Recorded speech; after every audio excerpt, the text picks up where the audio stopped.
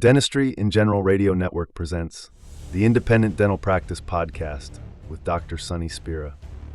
In this episode, welcome to the Independent Dental Practice Podcast, Dr. Sonny Spira. Today our guest, Dr. Lejla Straits. She's got a really interesting story. We had talked to her before when she was doing her startup. She was coming out of the military. She'd finished her service. She did her startup, and she has a passion for dental sleep medicine and children and a lot of things. And after a couple years, she had some serious physical ailments, headaches, migraines. She had musculoskeletal conditions, including cervical spine stenosis. We're going to talk about what it was like to do the startup and then what it was like to get out of the startup and move on to what she's doing now. In her next phase is working as an associate, and she's also a sub or a locum tenens. Like, really fascinating story. She's a great person, just pure, sweet, and honest. I think you'll really enjoy this show. If you want to reach me, you can email me, independentdentalpractice@gmail.com or sonnyspira@gmail.com. Or you can always call me or text me, 607-624-2962. If you like the show, click share it with your friends, subscribe anywhere you get your podcasts, Spotify, iTunes, and YouTube as well. Thanks, everybody. Enjoy the show. lessons from a dental startup, burnout, bankruptcy, and a fresh start. Dr. Sonny Spira interviews Dr. Lejla Straits.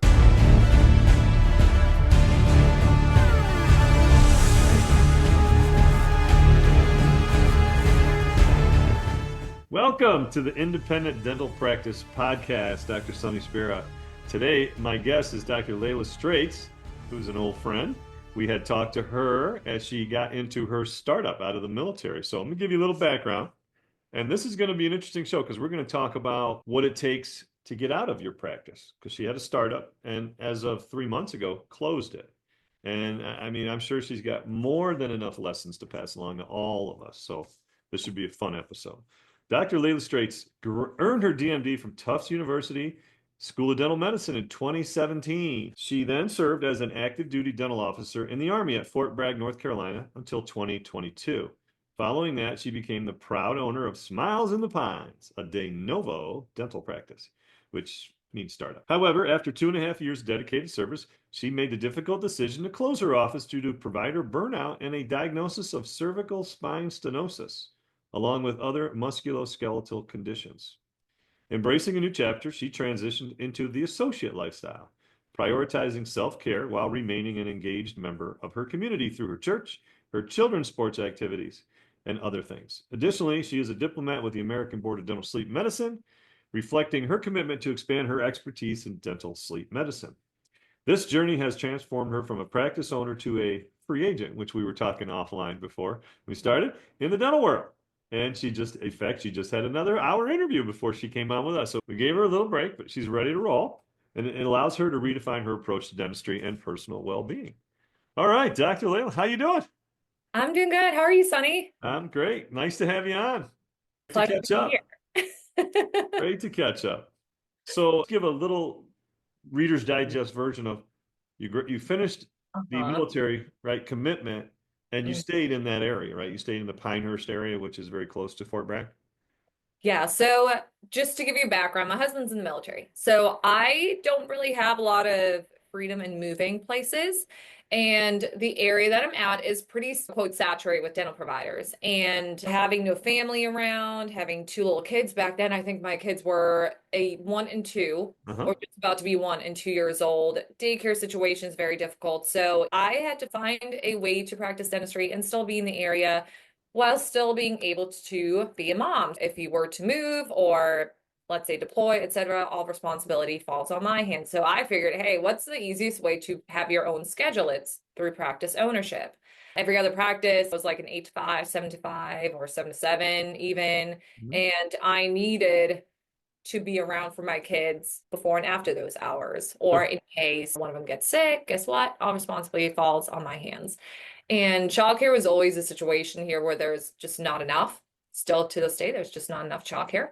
And so I decided, hey, why not? I can lead a team. I can run a business. I'm a quick learner. I'll get this done. And lo and behold, after 2.5 years and just working endlessly, body started to get extremely fatigued. Everything from the mental strain to the physical strain added up. And I said, you know what? I don't love running a business. I don't think I ever did. This was my plan, my last plan possible, but I do love dentistry and I want to continue to do dentistry. And the only way I can do that is to prioritize my own health, my own well-being, and to ensure that dentistry is not what defines who I am, but dentistry is something I love doing. But ultimately, I'm a mom. I am Lejla. I got to take care of myself. And so I decided to take a pretty drastic measure and just close down the business. Okay. Let's talk numbers first. How much did you have to borrow? I think it was somewhere around 650,000. Okay. Most of that money went towards construction. And the main reason is I couldn't find an office space. So luckily, back then in 2021, when I first signed my loan, the interest rates were pretty low. So I scored there. But yeah, it was a pretty hefty amount. And I think I was only given around $50,000 in working capital, which was Okay. not Yeah, not in much. the startup. Yeah. No. So 600,000 and 50, so that's your 650? That's how you got that Mhm. number. Okay. Oh yeah. All right. So how much did you spend on equipment, ballpark? I think it was around 275, So 280. 275 of the 600, so Mhm. approximately 325 went straight to construction, leasehold Yes. improvements, et cetera. Oh yeah, more than that because I also got a TA allowance of 90,000. So Okay. after construction was pretty expensive. All right. Yeah. What did you set up? What was your office? What did you set up?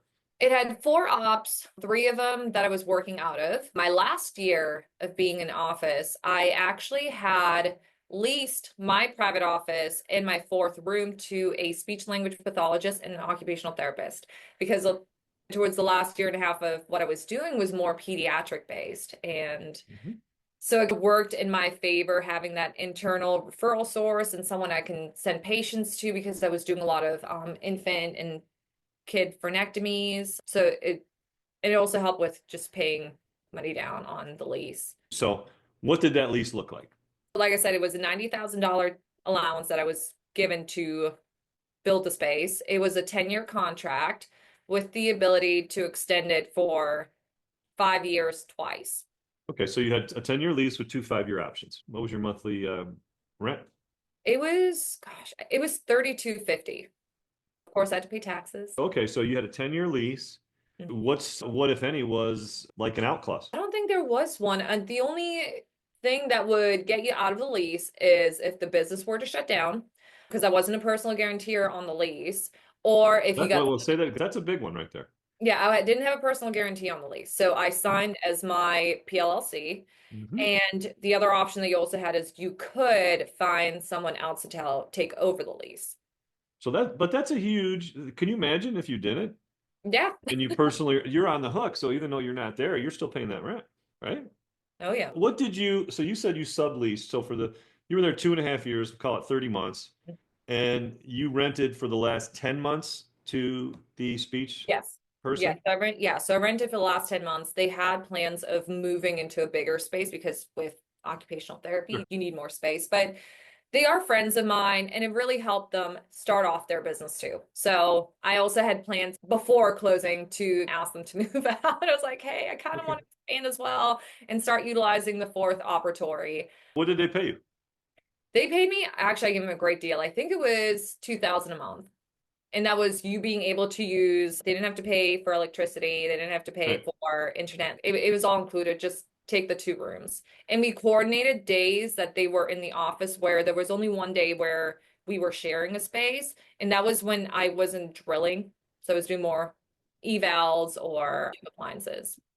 That's not bad. You got a $3,200 lease down to 1,200. Yeah. So that's got to take a little bit off your shoulders. What kind of debt did you go into practice before you borrowed for the practice? Did you have some other debt on your shoulder? When you got out of the military, did you have Uh, any other debt from schooling or anything else? I did. I had my car, so I have my vehicle, and I still have student loans from undergrad. You remember ballpark what that was? About 100? Undergrad, I think I only had 80 grand remaining and I'd refinance it to lower payments. So it All was right. So totally. so you're 100 grand in debt. You add 650 to it. You're going along. You have a couple of children. Talk about the mindset and the stress that you're actually dealing with at this point, besides the physical part? The biggest stress factor was going into this whole thing. You're planning a year ahead. So with the military, what you do get is you get a pretty good maternity leave. One of the biggest stresses that I had was I didn't get to spend a lot of time with my daughter after she was born. I was straight working. So during my pregnancy, any free time I had was spent coordinating, working on the practice, all the administrative stuff, getting paperwork done. And I think I sent her into daycare within 4 weeks postpartum just so I can get work done. Unfortunately, that was also the time during COVID where my kids were constantly sent back from daycare, so I never got things done. So that was while you were in the military. Yeah, and all of my, because I also added up my vacation days. I think I took 75 or 80 leave days that I had saved up to just work on the practice. So So from you just like started the practice before you graduate? You finished it? before, yeah. So I got officially out of the military on August 16th, 2022. I had all the leave saved up. So even though I wasn't officially discharged, I was already out processed. And I was out processed in June. I opened up the doors July 28th. So Like you that. spent probably the first 6 months with the construction, the design, Oh, yeah. the headaches, the punch Yep. list. All right. Remember back then when it took like months for orders to come in, maybe up Yeah. to, yeah, during that whole period. So as an aside now, as a tip, what would your advice be doing fresh new construction? I'm sure you learned plenty. What are a couple things that Yeah. you should tell the next person to, hey, do this, do that. These things save me. Don't hire a designer. That was expensive. I wish, because they will try to upsell everything. I should have just listened to the contract I was working with. He was phenomenal. He would say, hey, you don't need this. You really don't. Here's a cheaper option. And then these designers, interior designers that are so used to designing dental offices would just be like, you should do like quartz countertops. This is going to look great. And then in the end, if you want a new appraisal or a new design, now you got to pay them again so they can find cheaper materials. Like, why did you guys tell me this? So I ended up having to design the office myself anyway. So that was a big waste of money. So wait. So was it a lot of change orders that tagged Oh, on? lots of them. Lots of them. That's like a cab with the meter running. Yeah. Terrible. That was a big waste of money. So that was like at least $35,000 that I threw down the drain. Okay, so 35 out of 275, it's over 10% of your cost. Yeah, yeah. But that was like after all was said and done, I was like, why in the world did I do this in the first place? Just because I didn't know anything. That I came in with I don't know what I'm doing. To be fair, if there's one life lesson I could tell anyone from this podcast, it's to trust your gut instincts and follow your heart. Always. Because Always. my heart was not into running a business. It was into finding what's best for my family, which owning a practice is not technically what's best for your family. And I have this conversation a lot with moms. They're like, can I run my practice and have kids? And I was like, yeah, but how much help do you have on hand? I was going to ask you, does your husband have any background No, in this none. area? And with his military commitment, does he have the ability to help you do anything like Oh no, that pay was bills, payroll, anything? yeah. So the only thing he helped me a little bit with was marketing. So his thing in the military is psychological operations. So he knows how people operate. He's really good at persuading and knowing how to target and use AI. That was his forte and talking to people, but anything else when it comes to managing, accounting, nothing. That is everything I have to learn and also rely on hiring the right team. So you're truly a one person show then. Yeah. Okay, by full definition. All right, you have this lease, and thank God, for everybody listening, thank God you didn't sign it or give a personal guarantee because you'd still be on the hook for it. So we're recording this early February. When did you decide, hey, I got to get out? This was June of 2024, so last year. I started to get migraines 3 to 4 times a week, debilitating migraines. January of 2022, I also had a pretty major concussion. And to the point where I had to get all sorts of MRI images, CT scans done. I thought my career was over because I had to be sent to the ER 2 days later because I had just uncontrolled diaphragmatic breathing one day. And I had lost all movements of my limbs on the right side. So it's, oh my goodness, what's going on? And luckily, after 5 to 6 months, of course, here I am stressing about opening up a practice. I started to improve because I work with the TBI clinic on Fort Bragg. So I already had that factored against me. And then I started to again improve, hence me continuing the practice. But that June timeframe, I started to get really sick. And Did the birth of the children add or subtract any of these physical ailments?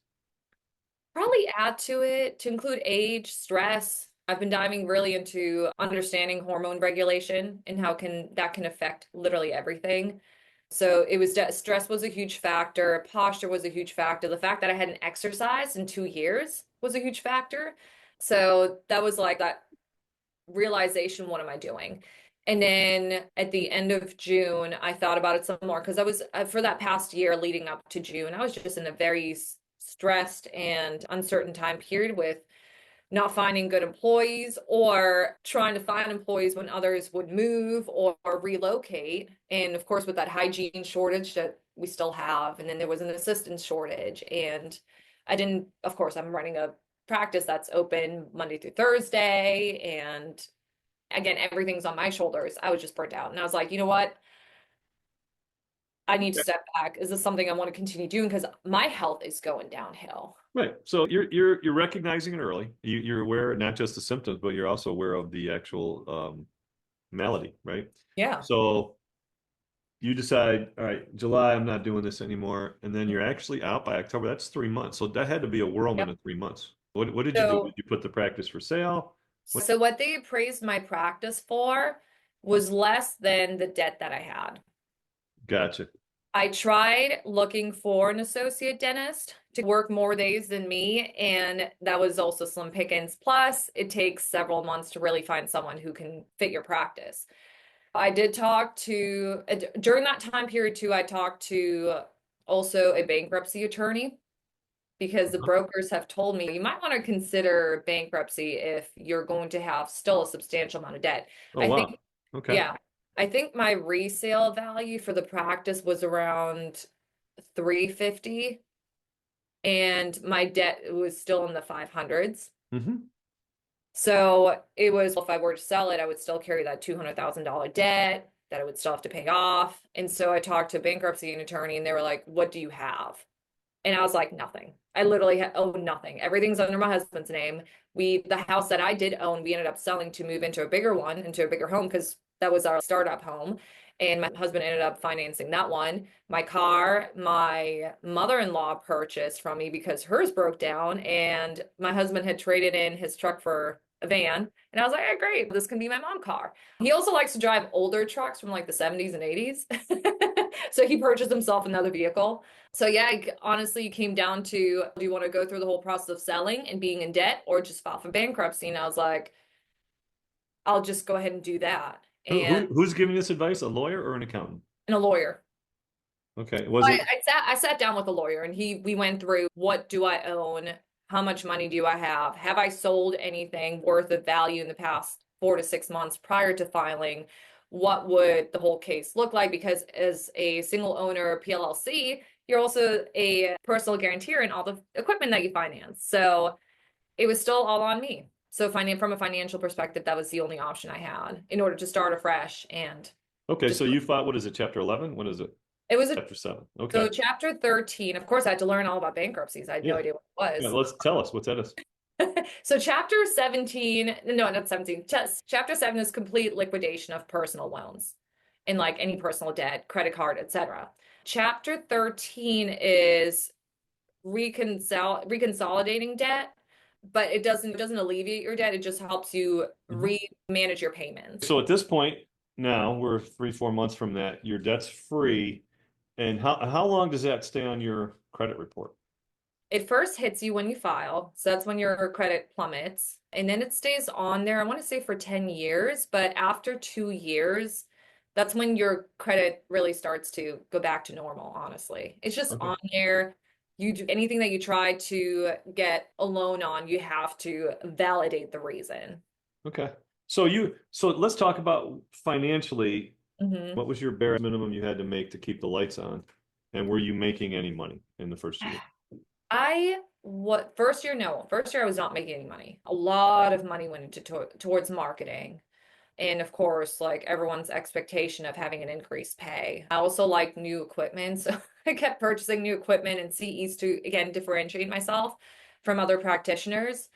I was the first year. So after the first year, I was going through just using whatever I had in my savings to pay for my personal expenses. I was working once a week in another practice, like an hour away, just to for personal expenses. And then after year one is when I started paying myself. And it wasn't in like a drastic amount. It was maybe like 3 to 4 grand a month that I was paying myself. Okay. So the profit, it's fair to say the profit in the practice might have been 30 grand, 40 grand. Yeah.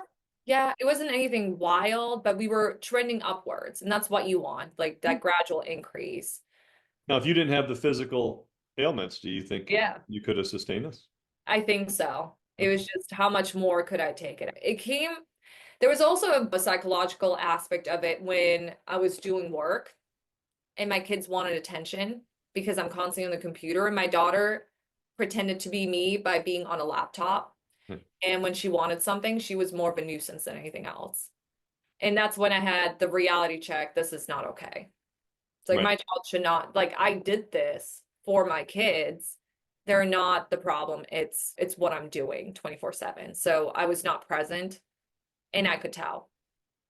Okay. So with the bankruptcy, though, it's like you said, it's a clean cut, right? Now you don't have to worry. What happens to the equipment? Does the bank come and take the equipment and resell it? What happens to So I'll go stuff? first, I'll step back a little bit more. I'll go into July. So before I even had to close, you have to, of course, do all the legal things with patient care. Right. Yeah, let's So talk about that. What did you do yes, with your patients? Yes. I had over 2,000 patients total. Granted, some of them were more like specialty care. I would see them once and that's done because an infant comes in, gets their tongue tied release, etc. You send them off until they're a little older.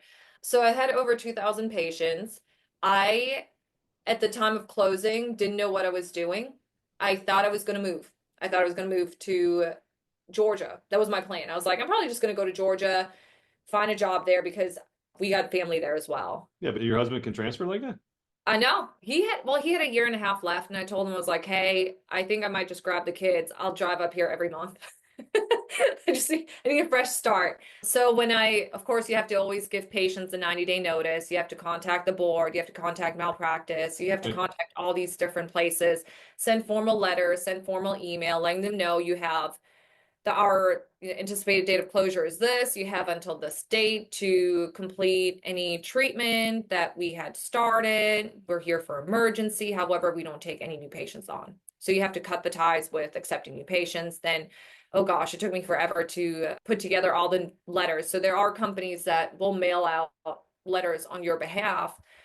But let's say a patient's address is not good to go or was updated, and then you try to email them, find their address, letting them, again, it's just like making sure care is transferred, no one was left in a temp kind of deal. So that left a lot of people super upset. And I'm like, I'm sorry, I don't know what to tell you. Of course, rumors start spreading too, and then social media takes over, and you're just trying to stay sane during this whole process. After I had to also contact my lenders and be like, hey, just as an FYI, I'm closing the practice. So they're like, hey, we'll work with you, this and that. Are you sure you don't want to sell? We can do this. I was like, listen, I'm falling apart. I am literally falling apart. And once you've made your case, they're like, we'll start working with someone to try and sell the equipment. Now, fortunately, I do know of another dentist that was opening up a 3 operatory practice, and she was interested in all of my equipment, literally all of it. So I told them, hey, contact this person. They're interested in equipment. So I made that easier for them too. And then for the lease space, actually, one of my friends, she's the office manager of a med spa, and I'd created my space to look like a spa. And she was looking for a more affordable space for the med spa. So I coordinated that between her and the landlord to take over the space. Okay. So now it's a med spa. So it's a med She's spa. They already took moved over. in. They took over the lease. In all honesty, the landlord does okay. They don't take a bath on this. Right. Yeah. It's just too bad this couldn't have been. If that what do you know what that person paid for the equipment? I have no idea. No clue. I have no Yeah, I'd be clue. I curious, think they definitely sold it for top dollar. So based off of me talking to the person in charge of the sales, they're like, we charge what we estimate is the highest cost possible. And it was sold pretty quick. So I'm sure they got a good deal on it. Mhm. And I took care of it. She knows how I am with stuff, so she was Yeah. more comfortable just purchasing it. Okay, so now going forward, if you earn an income, it's fresh. You're starting fresh, right? At I'm no starting point, fresh. like at Yeah. no point do you have any, okay, if I get over this income level, like you don't have any limitations on your income level, right? Let's say all of a sudden you make $400,000 this year. You don't have to say, oh, there's a threshold at two, and after that I have to start paying back any old, No. So the right? way the bankruptcy works is they look at your spending and your assets for the past 2 years. They Hmm. can go as far as they want to, but for me, it was 2 years. And they see how much you have in savings. They see Right. what you own. Luckily, with the house, it wasn't technically mine. And plus, it doesn't have a lot of value to it. So, yeah, from 2019 to 2022, prices skyrocketed. But we bought our house in 2022 and they've been pretty stagnant. So, there's no profit for the trustees to gain when selling stuff. Also with the vehicle, if I were to have a vehicle and I can make a point like, hey, I need to drive it, they're like, whatever, you get to keep it.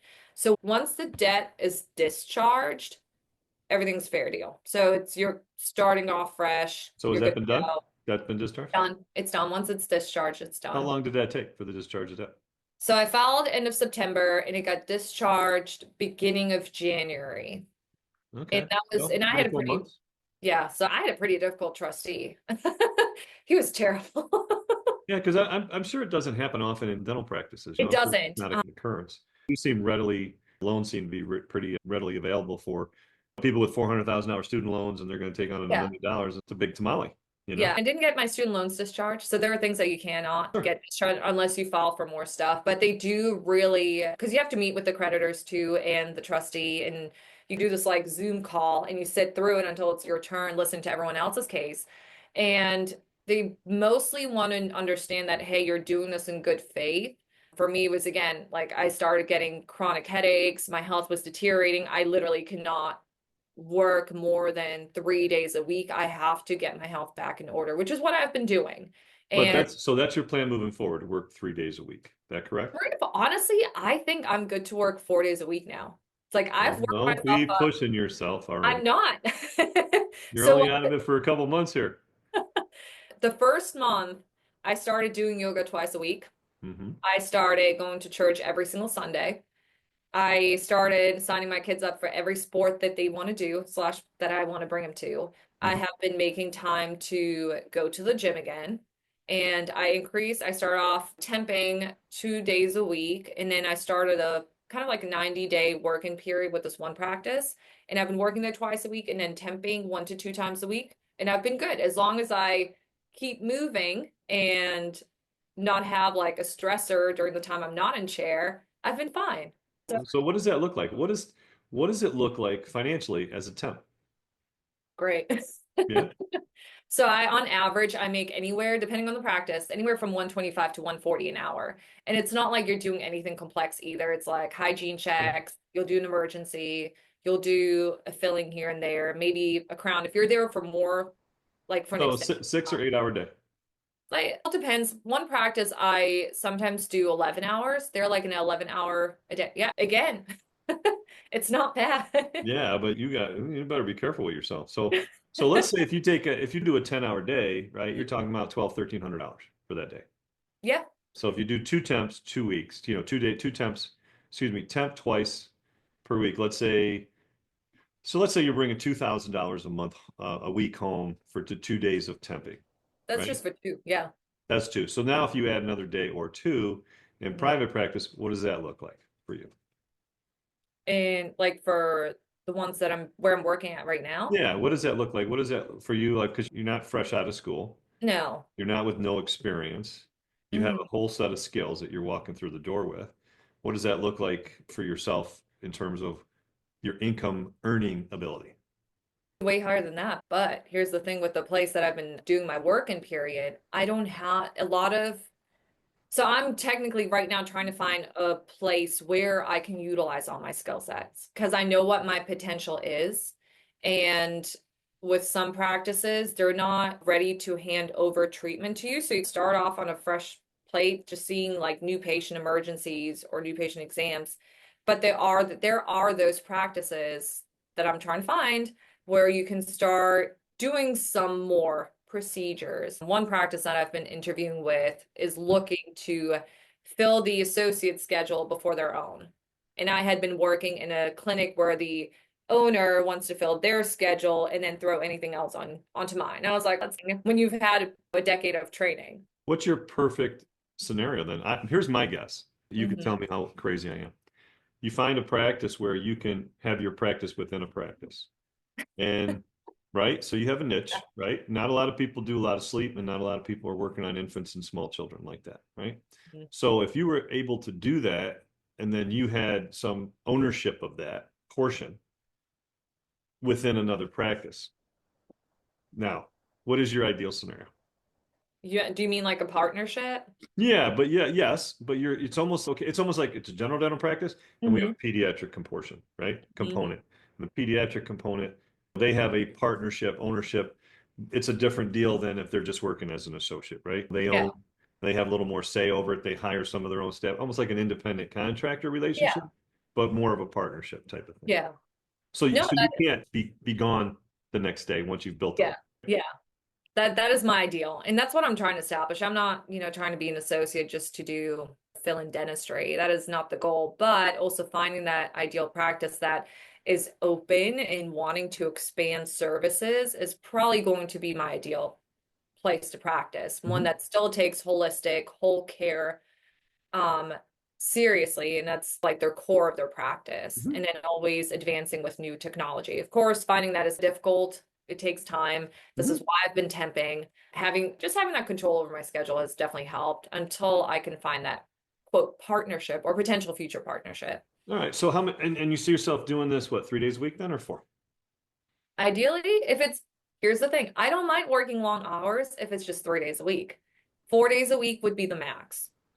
You got your kids signed up in a lot of different things. You can't have conflict where you're seeing patients at 4 and you got to get Johnny over to the ball field. Well, honestly, a lot of the sports stuff is like at 6 o'clock. Oh, 6 p.m. Some games are at 7, believe it or not. All right. Okay. It's like a 6, 7 p.m. kind of deal. And I was like, you know what? Not bad, but it also interferes with supper. So you're struggling, but it's a very family oriented community. And I think that's why they postpone training. If they have training or practice till 5, 6, and then 7.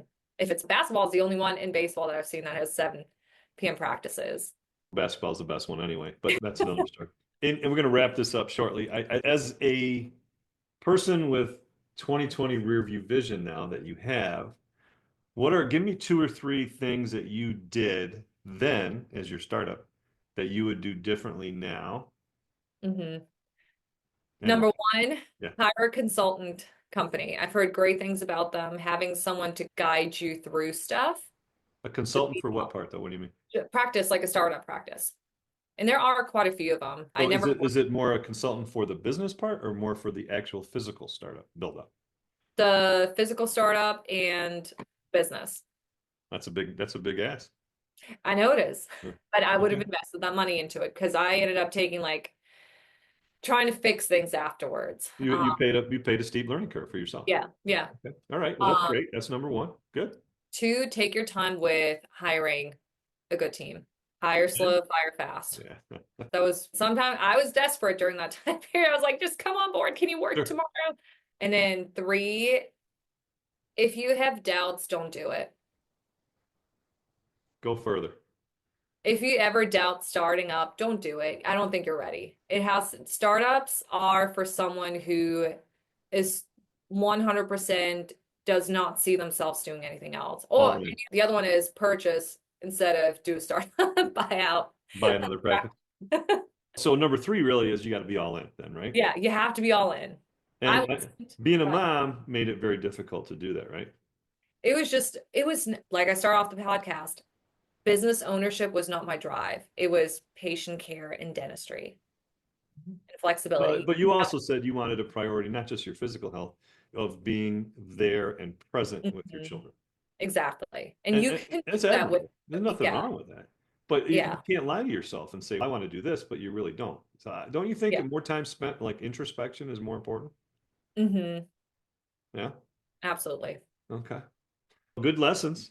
All right. Now, if people want to reach you and follow up, because I know a lot of people that do listen to this, they don't want to contact me, but they do want to talk to the people that I talk to. No, it's true. So how do they reach you? So you can go on my Instagram. It's Dr. Straits DMD. And then my email, if anyone wants to personally email me, it's my first name, Lejla Straits at gmail.com. No, So like spell after Layla because it's not a normal spelling, please. LEJLASTREETS at gmail.com. Very good. As always, I appreciate your friendship. I'm happy for you because that's a tough, because it's almost like at a certain point you almost have to have a little mourning for all the things you did. You gotta Oh, you yeah. put something to rest that you invested a pretty Hmm. significant of your adult professional life in, Oh, right? yeah.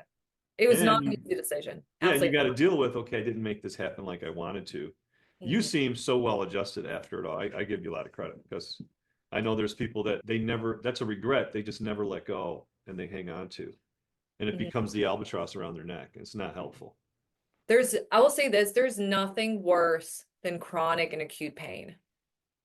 When you're sitting and driving and your head hurts, or you can't sit through a walk, you can't go on a walk because your head hurts or you can't focus. Pain is terrible. It's terrible. It doesn't take a lot for you to realize that, hey, I would rather not be in pain than do this. Unfortunately, I had to get to the point of being in chronic pain to actually listen to Mhm. my body and say, hey, slow down. Yeah, you had to break before you listened to that little voice. Hmm. That's too bad. But the good news is you didn't break, right? You bent awful far away and I you can still do what you love and you can make it manageable and still have what you want on the personal side. exactly. More power to you. So we're coming back to you. Let me tell you. Okay, this summer I would like to talk to you 1 year after you made that call. So maybe like July July this 2025. year. Contact me and let's sit down. Maybe your schedule will be a little bit freer and we can have some more freedom. We had to change the schedule a few times to get this I know. done. Sorry. But you know what? I get it. That's fine. You're in a lot of flux right now. And fortunately, I've got some flexibility. We can work it out. But I really wanted to record this and just talk to you and see where you're at and wish you well. I know you're going to do great. Thank you. I You're welcome. appreciate it. Yeah. Thanks for being here. Appreciate it as always. All right. Thanks, Sonny. Thank you. This has been a production of Dentistry in General Radio Network. Visit our website, dentistryingeneral.com, to join engaging clinical and business conversations, explore our dental podcasts, and stay updated on our upcoming live event.